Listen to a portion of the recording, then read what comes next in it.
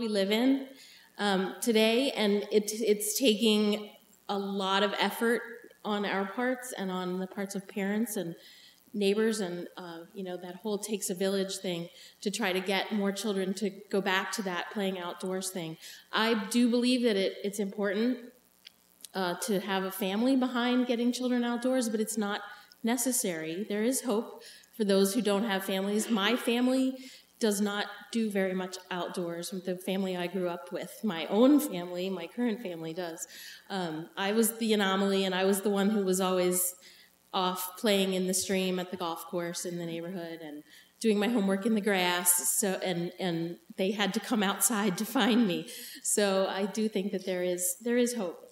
It takes quite a concerted effort and partnership to try to reach our goals that we're working on today. And I wear two hats. I do supervise the environmental education programs at the Department of Natural Resources, but I also am the coordinator for the Maryland Partnership for Children and Nature, so that's the part I'm going to talk to you about today.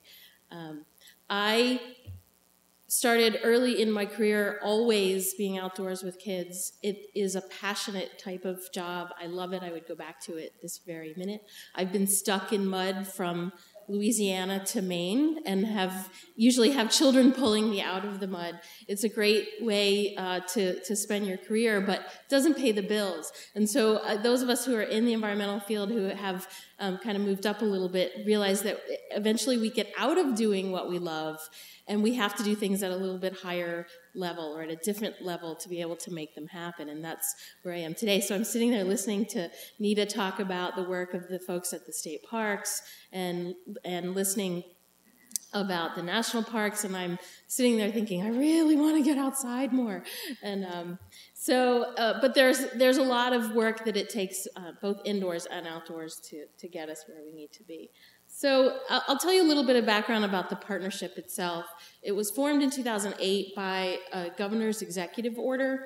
It was developed to bring people together to develop a plan for connecting children with nature in communities as well as in schools and on their public lands. So you may have heard about a lot of states that are working on environmental literacy plans. Ours is one of very few that works in the schools as well as in the communities. So there's a lot of work that's getting done. The partnership is co-chaired by the Department of Natural Resources and by the Maryland State Department of Education, which is an excellent partnership. And the states who do have those two entities working together are finding themselves a lot more successful. So we can work at it sort of from both ends. And we have quite an array of other partners involved that I'll tell you about in a minute.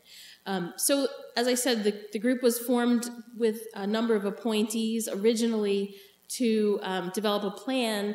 Once the plan was developed, folks started working on implementing the actions, but very recently we've reorganized so that we have a stronger structure so that we can really move some of these initiatives forward. So here's our leadership team, and we're so bureaucratic. Many of these people are the ones who love to get out and muddy and dirty, but this is where we are with our jobs. But I just wanted to show you that the organizations who are involved in the partnership have put their big guns behind this. We have the participation of 16 different agencies and organizations who have actually signed an agreement and have committed staff both at the high level for the leadership team and at the me level for a steering committee. That's working very, very frequently together on moving our initiatives forward. So we have state entities, national entities, some nonprofit organizations, and some local, at the local level, like the county level. So it's a great mix of folks working together on these initiatives. So some early achievements. The governor established this Maryland Children's Outdoor Bill of Rights. And I thought we were the only ones, and I happened to look something up online last night, and I found out there are a lot of states that have an children's outdoor Bill of Rights.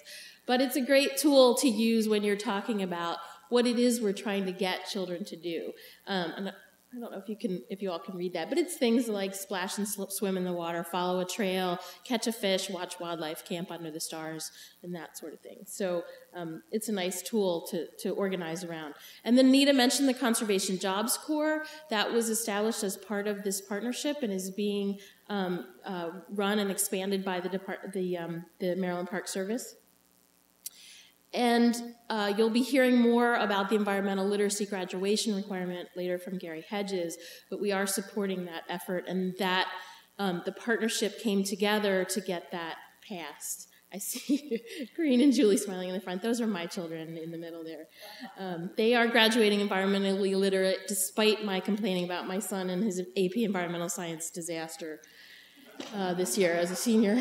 I'm calling up something that has been stuck in my mind for years and years, that there is a company out there that I think has a very similar motto to what the partnership does. And it's BASF. They're a chemical company. They do a lot of things other than just chemicals, but they make the dye that goes, I assume, into clothing. So they make dyes. They make chemicals that help to grow turf grass. They make nylon. So I found this picture of somebody with nylons laying in the grass. How perfect is that? They make soda, maybe not the kind you drink, but I assumed. They make styrofoam for the bike helmet. They make materials that go into building projects and construction. They make things that go into automobiles and into electronics. Haven't we come very far from this little transistor radio? So does anybody know what BASF's motto is? Or was? I don't know if it still is. We don't make the things you love, we just make them better. So we, the partnership, don't necessarily, as a group, get children outside. We're not out there with the nets and the boots and out there getting dirty and playing with the kids outside. But we are doing the things that will eventually enable the field to be a lot richer, to be able to get more children to go outside of their own accord. So we're behind the scenes making things better, I hope. So one of the central questions that I always ask myself is, does every child in Maryland have these things: the means, access, knowledge, support, encouragement, desire, and inclination to go outdoors and play and explore and learn? And so that's a question that we always need to ask ourselves, because we have to go deeper than, are we just providing the programs? We have to figure out, how do we encourage children to get outside? How are we engaging their families? Do they have access to the places that they would need to go to explore nature? So partnership initiatives for this year, what we're focusing on are 4 main areas. And I'll go into a little bit more, I'll give you some examples. But one is promoting outdoor play and learning in a variety of different ways. We're also supporting the environmental literacy work that's going on in schools, and we're also looking at opportunities to mirror that environmental literacy teaching in the community as well. And providing means for incorporating nature into healthy lifestyle choices. So we're talking about food, agriculture, and health connections, and you'll be hearing a little bit more about some of that later today from other speakers. So promoting outdoor play and learning, one example is a new event that we are just about to launch. Actually, the website went live as of like 5 o'clock yesterday.